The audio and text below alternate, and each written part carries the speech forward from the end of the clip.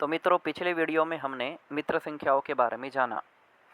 जैसे ये तालिका है और ये कीपैड भी होता है हमारे पास 1 2 3 4 5 6 7 8 9 वाला। तो आमने सामने जो अंक होते हैं उन दोनों अंकों को अपना मित्र मानते हैं, परम मित्र। यानी जिस दो अंकों का योग 10 होता हो उसे मित्र मानते हैं, उसे मित्र संख्या कहते हैं। आप इस संदेश में भी देख सकते हैं। इसी प्रकार 9 की मित्र संख्याएं भी हमने देखी थी। एकाधिकेन पूर्वेण, एक सूत्र को आज हम थोड़ा देखेंगे एडिशन करके कि भाई एक पहले से एक ज़्यादा, ऐसा इनका अर्थ हुआ। एकेन अधिकेन पूर्वेण, यानी पूर्व से एक अधिक करो। तो एडिशन का ये फॉर्मूला है, मल्टीप्लिकेशन में काम लगेगा, उसमें भी काम लगेगा। तो देखो कैसे करेंगे। 6 और 5 कितना होता है? पहले तो सबको पता है 11 होता है, लेकिन गिनना है हमें मित्र संख्या के आधार पर गिनना है। आप देखो मित्र संख्या यहाँ पर दी हुई है, ऊपर ये भी दिखिए। तो क्या करेंगे, इन दोनों में बड़ा कौन है? 6 और 5 में कौन बड़ा है? 6 है ना। तो 6 को 10 तक पहुँचाना है। यानी इस तालिका में देखो मैसेज में 6 के सामने एग्जैक्ट 4 है ना, 5 के ऊपर से रेखा खींचेंगे तो कौन आएगा? 4। तो 6 की परम मित्र संख्या कौन मानी गई? 4। तो 6 को 4 की आवश्यकता है। यदि उसको 4 रुपये कोई दे दे, मानो 4 लड्डू कोई दे दे, तो उसका मोक्ष हो जाएगा। ऐसा मान लो उसको 4 कोई अच्छे विचार दे दे, 4 सत्कर्म का फल दे दे, तो उनको मोक्ष मिल जाएगा, ऐसा है। 5 ने बोला मेरे पास से ही ले जाओ, तो 5 में से 4 जो है वो कौन ले जाएगा? यानी 5 दान दे देगा। दान की वृत्ति सुपात्र को दान देना अच्छा है ना। तो 5 ने बोला मैं तुमको दे देता हूँ 4, तो 6 का तो हो गया मोक्ष। और जिसका मोक्ष होता है उसका हम जो है आत्मा, तो फिर वो आत्मा में विलीन हो गया। तो आत्मा क्या है? ब्रह्म केवल एक ही है ना। ब्रह्म कौन है?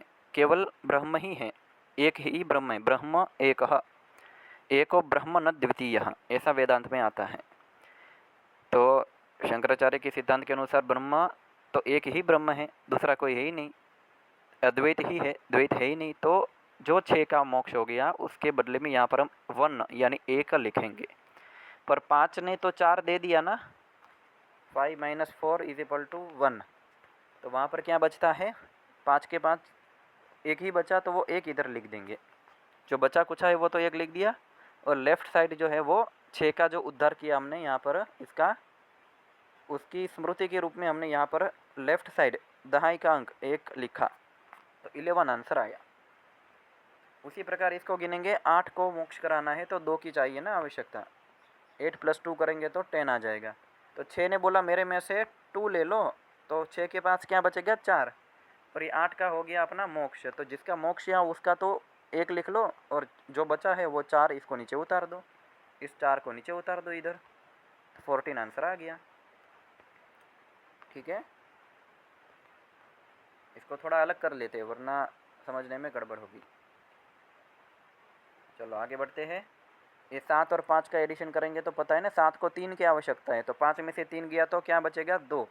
तो हमें 2 नहीं लिखना है, क्या लिखना है? 12, 12 लिखना है। क्या लिखना है? 12, 12 लिखना है। तो आप इसको देखियो, इस चित्र को, कि 2 किधर है? 11 के लाइन में 2 किधर आता है? अरे भाई 12 में आएगा इधर, ये जो है वो आता है 2।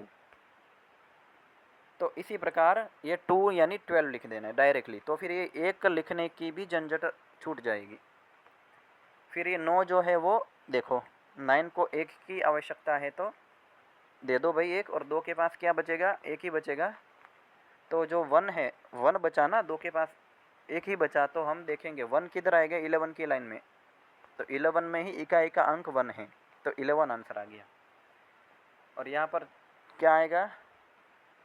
4 और 3 तो 7 ही होता है, तो सीधा ऐसे ही लिख देंगे, 0 7 लिख दो, तो ये उत्तर है, क्योंकि वो 10 से बड़ा नहीं हो रहा। यहाँ पर भी 0 और 9 9 ही आएगा, तो 9 ही आंसर है, क्योंकि वो सिंगल डिजिट में है। 10 11 12 ऐसे डबल डिजिट नहीं बनते।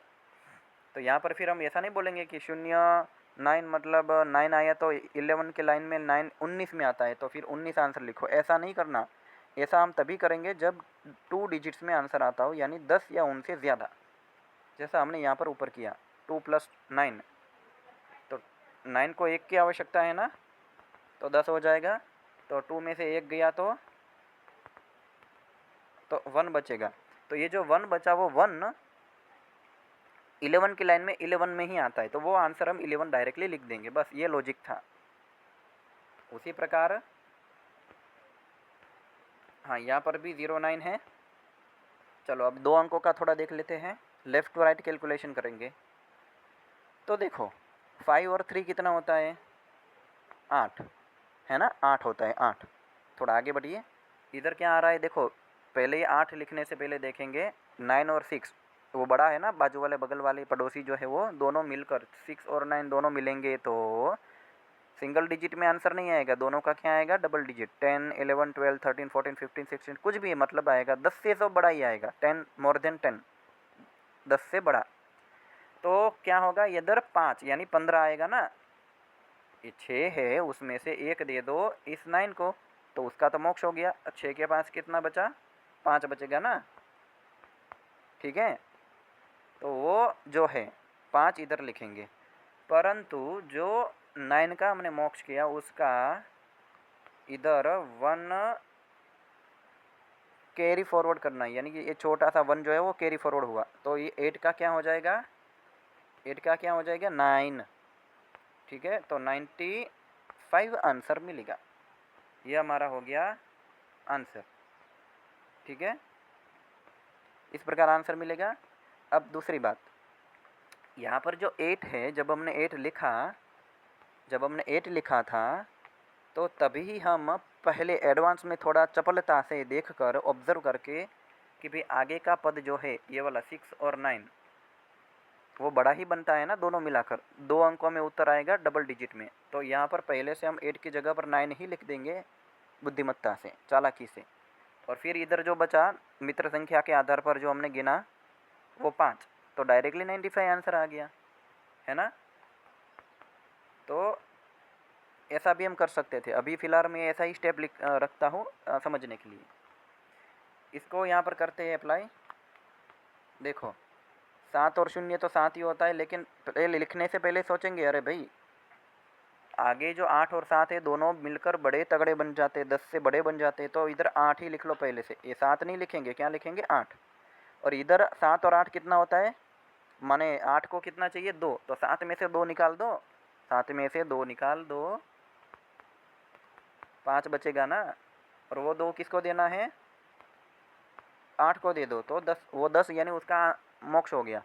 तो जिसका मोक्ष हो गया उसको तो जाने दो, जो बचा है ये 5, ये जो 5 बचा ना उसको इधर लिख लो, 85 आंसर मिल जाएगा।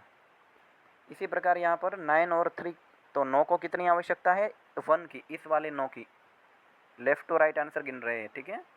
तो 3 में से 1 गया तो कितना बचा, 2, तो अपन इधर 2 नहीं लिखेंगे, क्या लिखेंगे, क्योंकि ये दोनों मिलकर बड़े हो रहे हैं ना, तो हमें 11 की लाइन में देखना है। जब भी 2 अंक मिलकर 10 या 11 ऐसा मतलब डबल डिजिट में आंसर आए, बड़े बन रहे हो, तो बाजू की जो कॉलम है 11, 12, 13, 14, 15, 16, 17, ये वाली कॉलम उसमें देखेंगे। तो इसमें आप देखो 2 किधर आता है, 12 में, तो 12 इधर लिख दिया, ठीक है। परंतु वो 12 लिखने से पहले हमें देखना है कि बाजू वाले बगल वाले जो पड़ोसी बैठे हैं वो भी तो बड़े बन रहे हैं कि छोटे, है ना। अरे भाई वो भी बड़े हैं, तो 12 मत लिखो, एकाधिकेन पूर्वेण, पहले से एक ज़्यादा करो, यानी जो 12 था वो पहला वाला पद माना जाएगा, प्रीवियस वन 13 के दृष्टिकोण से। 13 से पहले 12 होता है कि नहीं, तो 12 में बढ़ा दो 1, 13, तो ये जो 13 बोलेगा कि मेरे पहले जो था 12 वो पूर्व का पद था, और पूर्वेण पूर्व से एकेन अधिकेन, एक ज़्यादा करो यानी 13, ऐसा इसका मतलब हुआ। और फिर इधर जो है लास्ट में क्या करना है, 4 जो है वो उसमें से 1 माइनस कर दो तो क्या बचेगा, 3, 133 आंसर हमको मिल जाएगा इस प्रकार से। तो बस यही हमें प्रैक्टिस करनी है।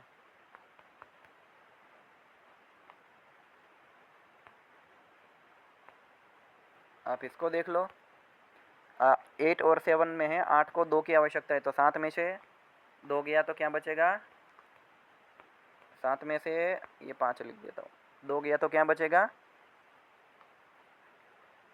ये 7 माइनस 2 करना है। क्यों करना है? 8 को मित्र संख्या 2 होती है ना, तो माइनस कर दो तो 5 बचेगा, लेकिन हमें 15 लिखना है, 5 नहीं लिखना। 11 की लाइन में 5 15 में आता है ना। और इधर क्या करेंगे, 6 को 4 दे दो तो 5 में से 4 गया तो क्या बचेगा, 1। तो ये हमको आंसर मिल गया 151। इस प्रकार का आंसर हमें मिला। तो इसी प्रकार हम जो है कैलकुलेशन करेंगे। एक अंतिम उदाहरण बड़ा वाला देख लेते हैं जो हमने कक्षा में आज देखा था। तो ये देखो इतना बड़ा है ना, ये आप कैसे करेंगे, तो देखो इसको थोड़ा अलग कर देते हैं। हाँ, तो 6 और 4 कितना होता है भाई, 10। ये तो पता चल गया ना, मित्र संख्या ही तो है आपस में। लेकिन 10 लिखने से पहले देखेंगे उसके आगे इधर ये जो है ना 7, और इसके ऊपर वाला ये जो 5 है ना, 5, ये 5, ये दोनों मिलकर बड़ा होता है ना, तो 11 कर देंगे एक आधिक्यन, यानी 10 की जगह पर एक बढ़ा कर लिखेंगे 11। ठीक है। फिर ये 7 और 5 कितना होता है, ये 7 और ये 5 मिलकर क्या होगा, तो बड़ा ही बनता है, कोई बात नहीं। लेकिन उस करो भाई, 7 को 3 की आवश्यकता है, तो 5 में से ये 5 में से 3 गया तो कितना बचेगा, 2। लेकिन 2 लिखेंगे इधर नहीं, तो थोड़ा 2 लिखने से पहले देखो ये बाजू वाला, ये तीसरा पद जो है 9 और ये 6 है ना, तो बड़ा बनता है ना, तो इधर हम 3 कर देंगे एक आधिक्यन। ये थोड़ा ऑब्जर्व करना है, बाजू वाला पद कितना बड़ा है कि नहीं वो देखना है, 10 या उससे बड़ा होता है कि नहीं। तो हाँ, 9 + 6 करेंगे तो वो आंसर हमेशा 11 की कॉलम में 10 11 12 ऐसा ही कुछ आएगा, डबल डिजिट में आएगा। सिंपली याद रखो, double digit double digit double digit. Double digit में आंसर आया कि नहीं, आएगा कि नहीं, यस और नो, हाँ आएगा। तो बस यहाँ पर एकाधिकरण कर दो। ये क्या आ गया, हाँ, ये 2 की जगह पर 3 कर दो। अब हम क्या आगे बढ़ेंगे, अभी हमने ये देखा, इसकी बारी यहाँ पर ये 9 और 6 को कैलकुलेट करना है। तो 5 आएगा इधर, लेकिन उसके आगे क्या है, इधर 9 और 4 मिलकर 9 से बड़ा बन रहा है, यानी 10 11 12 डबल डिजिट में आंसर आएगा। तो इधर 5 की जगह पर एकाधिकरण 6 लिखेंगे। फिर 9 और 4 को भी देखो तो यहाँ पर 3 आएगा। क्यों? क्योंकि 4 - 1 कर दो 3 आया। नीचे 9 को 1 चाहिए ना इसको, लेकिन बाजू में भी बड़ा हो रहा है तो यहाँ पर 4 कर दो, 4। फिर यहाँ पर तो 6 और 4 का मिलाकर 10 होता है, तो 10 का यानी 0 लिखेंगे, लेकिन 0 नहीं, उसके बाजू में भी देखो 9 + 6 हो रहा है बड़ा, तो 1 लिखेंगे एकाधिकरण। फिर 9 और 6 की बारी आएगी, तो आप 6 में से 1 को घटा दो तो आएगा 5। लेकिन इसके आगे बाजू में देखेंगे कि वो दोनों मिलकर 4 और 4 मिलकर डबल डिजिट में आंसर लाते हैं क्या, नहीं ला पाते हैं।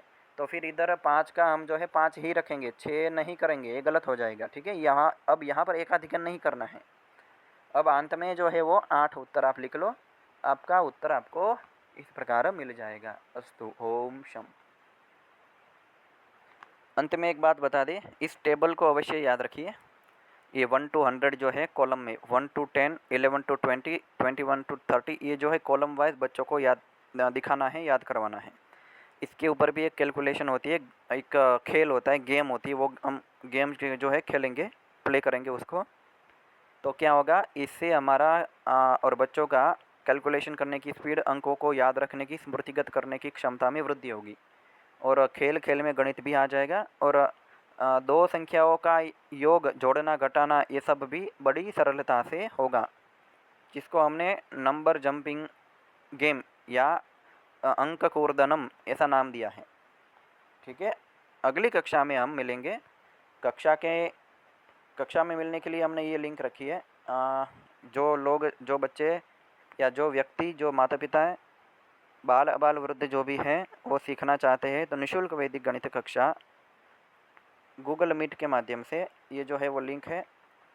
और व्हाट्सएप ग्रुप में, समूह में जुड़ने की भी लिंक दी हुई है, समय दिया हुआ है। वैदिक गणित के जो पुस्तक है वो भी इसमें गूगल ड्राइव में मिल जाएंगे। तो आप अवश्य सभी जुड़िए, जिज्ञासु ही जुड़े, और जो वास्तव में सीखना चाहते हैं वो अवश्य जुड़ सकते हैं। समय दिया है 10 से 11 प्रति शनि और रविवार। ओम शम। श्री भारती कृष्ण तीर्थ जी को नमस्कार।